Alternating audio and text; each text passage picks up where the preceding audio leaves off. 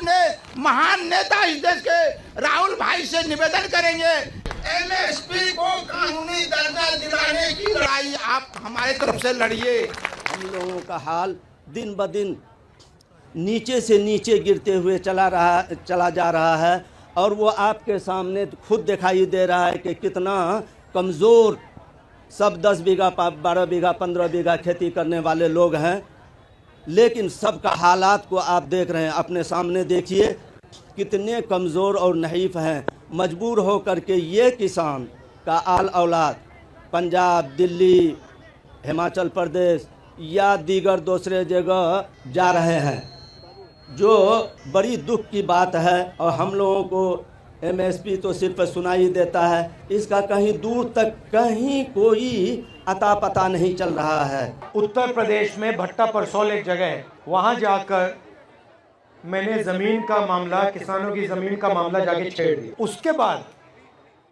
हिंदुस्तान की पूरी मीडिया मेरे पीछे पड़ गई, बिल्कुल उनका बर्ताव बदल गया। क्यों? क्योंकि जो किसानों की ज़मीन की बात थी उसको मैंने जाके उठा दिया। उसके बाद भट्टा परसौल के बाद यूपीए ने, कांग्रेस पार्टी ने ज़मीन अधिग्रहण बिल पार्लियामेंट में पास किया।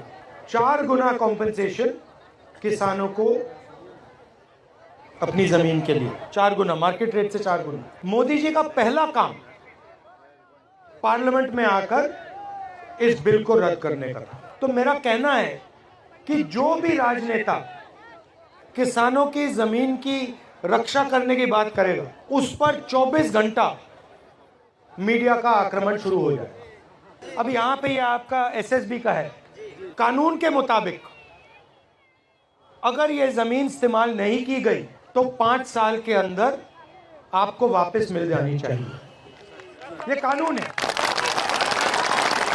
मगर यहां पे हिंदुस्तान की सरकार जमीन अधिग्रहण बिल के कानून को तोड़ दी। और मैं आपको आश्वासन दे सकता हूं कि अगर हमारी सरकार आएगी तो एकदम ये जो आपका काम है हम करके आपको दे देंगे। किसानों को चारों ओर से घेरा जा रहा है, आपकी जमीन छीनी जा रही है, आपसे जमीन ली जाती है, अदानी जी जैसे बड़े बड़े उद्योगपतियों को फ्री में तोहफे जैसे गिफ्ट में दी जाती है। दूसरी तरफ से खाद, बीज, इन चीज़ों में आप पर दबाव डाला जाता है, आपसे पैसा छीना जाता है।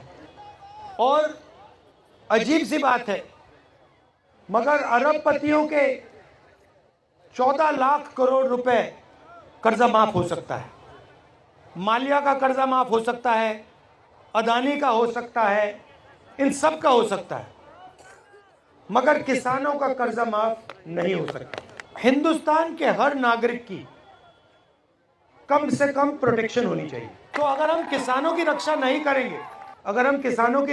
करेंगे, चाहे वो एमएसपी की बात हो, कर्जा माफी की बात हो, सही दाम दिलाने की बात हो, अगर किसान को ये नहीं लगेगा कि देश की सरकार हमारी रक्षा कर रही है, तो देश आगे नहीं बढ़ सकता। और आज सच्चाई है कि जो किसान के दिल में जो डर है उसको सरकार मिटा नहीं पा रही, और किसान ने सरकार पे पूरा का पूरा भरोसा खो दिया है।